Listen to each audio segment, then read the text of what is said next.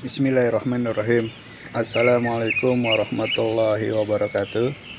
Alhamdulillah, kita jumpa lagi di channel Sutrisnan Romaidi, membahas masalah Al-Quran Solusi Riba. Dan pada video kali ini kita akan membahas surat Al-Baqarah ayat 275. Itu kita jumpai bahwa kondisi pelaku riba diganggu oleh setan. Semasa hidupnya di dunia, pelaku riba akan terus diganggu hidupnya oleh setan. Hidupnya merugi, tertimpa bencana demi bencana, masuk dalam lingkaran setan yang sulit terputus kecuali dia mau bertobat. Alladzina ya'kuluna riba la yaqumuna illa kama yaqumul ladzi yatakhabbatu syaitanu minal mas. Orang-orang yang makan atau mengambil riba tidak dapat berdiri melainkan seperti berdirinya orang yang kemasukan setan lantaran atau tekanan penyakit gila. Al-Quran Surat Al-Baqarah ayat 275. Ibnu Katsir menafsirkannya dengan kata lain, tidak sekali-kali mereka bangkit dari kuburnya pada hari kiamat nanti, melainkan seperti orang gila yang terbangun pada saat mendapat tekanan penyakit dan setan merasukinya. Hal ini menunjukkan bahwa kondisi berdiri mereka pada saat itu sangat buruk. Ibnu Abbas mengatakan bahwa orang yang memakan riba atau melakukan riba dibangkitkan pada hari kiamat nanti dalam keadaan gila dan tercekik. Tafsir Ibnu Katsir. Dari Abu Hurairah yang menceritakan bahwa Rasulullah Shallallahu Alaihi Wasallam pernah bersabda, "Aku bersua di malam aku menjalani Isra dengan suatu kaum yang perut mereka sebesar-besar rumah. Di dalam perut mereka terdapat ular-ular yang masuk dari luar perut mereka. Maka aku bertanya, siapakah mereka itu, hai Jibril? Jibril menjawab, mereka adalah para pemakan riba." Hadis riwayat Ibnu Abi Haitam dalam tafsir Ibnu Katsir. Bagaimana dampak buruk pemakan riba di dunia? Ulama seperti Imam Ibnu Katsir tidak menjelaskannya. Alladzina ya'kuluna riba la yaqumuna illa kama yaqumul ladzi yatakhabbatu syaitanu minal mas. Orang-orang yang makan atau mengambil riba tidak dapat berdiri melainkan seperti berdirinya orang yang kerasukan setan. Al-Baqarah 275. Tentang ayat tersebut, pengertian pada umumnya adalah maksudnya kelak dibangkitkan di akhirat. Jadi kondisi berdiri seperti orang yang kerasukan setan pada pengertian umumnya adalah ketika dibangkitkan di akhirat. Nah, kita bertanya, bagaimana kondisi para pelaku riba di dunia ini? Apakah awal ayat Al-Baqarah 275 ini bisa kita aplikasikan pada kehidupan pelaku riba di dunia saat ini? Nah, saya memahami maksud yang lain.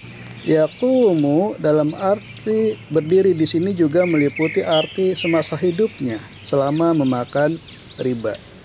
Sebagaimana pengertian yuqima pada ayat berikut ini, yaitu Al-Baqarah ayat 229. Illa ayyakhafa alla yuqima hududallah.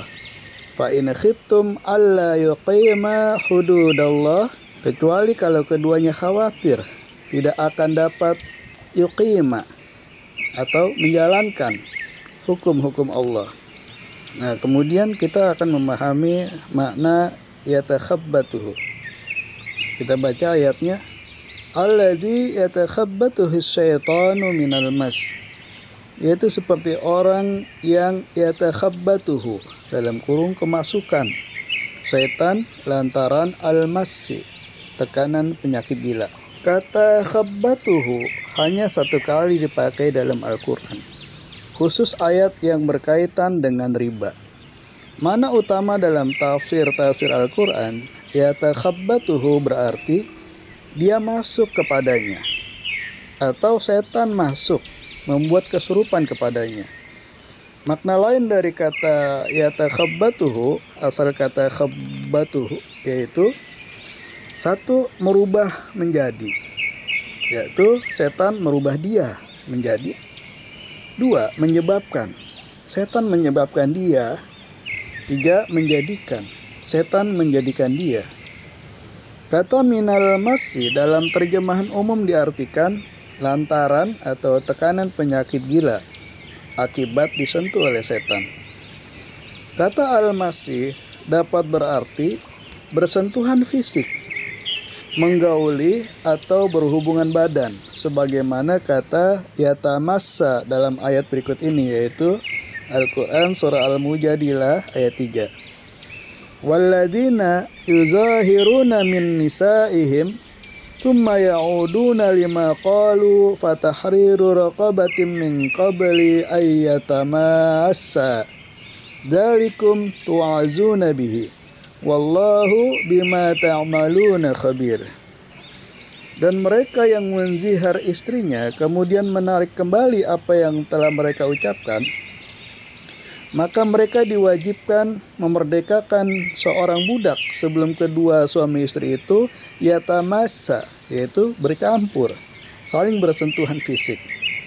Demikianlah yang diajarkan kepadamu dan Allah Maha mengetahui terhadap apa yang kamu kerjakan. Al-masi dalam arti menggauli atau berhubungan badan jika atas dorongan setan bisa berarti berzina. Sebagaimana hadis Nabi SAW terkait pemakan riba sebagai berikut. Dirhamu riba ya'kuluhar rajul wa huwa ya'lamu asaddu min sittin wa thalathina zaniyah. 1 dirham uang riba yang dimakan oleh seseorang dalam keadaan sadar jauh lebih dahsyat daripada berzina sebanyak 36 kali. Hadis riwayat Ahmad. Dalam hadis lain dijelaskan, ar-riba thalathatun wa sab'una baban aisaruha mithlu ayyankiha rajulu ummahu. Riba itu terdiri dari 73 pintu.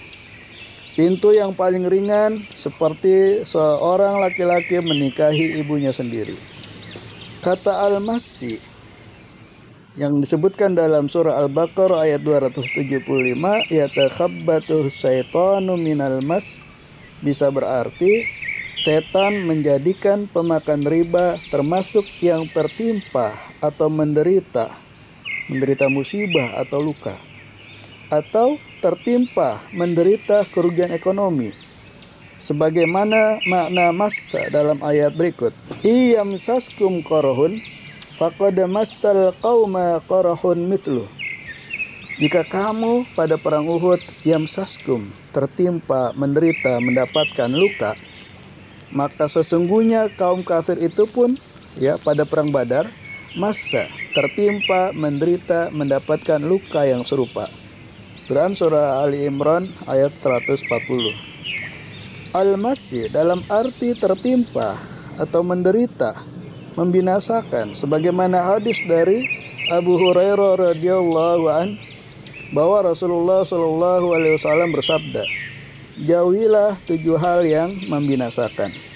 Kemudian disebutkan diantaranya adalah orang yang memakan riba. Hadis riwayat Bukhari dan Muslim. Banyak kasus di mana orang-orang Islam setelah usaha mereka bersentuhan dengan riba, kondisinya menjadi tersendat, macet, bahkan bangkrut. Karena memakan riba menyebabkan terlepasnya perlindungan Allah Subhanahu wa Ta'ala, sehingga setan menyebabkan usaha mereka tertimpa atau menderita kerugian, bahkan binasa. Tinggalkanlah riba agar setan tidak menimpakan kerugian, dan bertaubatlah kepada Allah Subhanahu wa Ta'ala. Wa iyamsaskallahu bidurin fala kasifalahu illahu wa iyuridka bi khairin fala radda li fadli yusibu bihi may yasha min ibadihi wa huwal ghafurur rahim. Jika Allah yamsas menimpakan sesuatu kemudaratan kepadamu, maka tidak ada yang dapat menghilangkannya kecuali Dia. Dan jika Allah menghendaki kebaikan bagi kamu, maka tak ada yang dapat menolak karunia-Nya. Dia memberikan kebaikan itu kepada siapa yang dikehendakinya di antara hamba-hambanya, dan Dialah yang Maha Pengampun lagi Maha Penyayang. Kata al-masri dapat berarti mengganggu atau sentuhan yang mengganggu, sebagaimana dalam ayat wa ila thamud akhahum salihah qala ya qaumi ibudullaha ma lakum min ilahin ghairuh qad ja'atkum bayyinatun min rabbikum hadhihi naqatullahi lakum ayatan fadaruha ta'kul fi ardillahi wala tamassuha bisu'in fayakhudhakum adzabun alim. Dan kami telah mengutus kepada kaum Tsamud saudara mereka Saleh. Ia berkata, hai kaumku, sembahlah Allah, sekali-kali tidak ada Tuhan bagimu selainnya.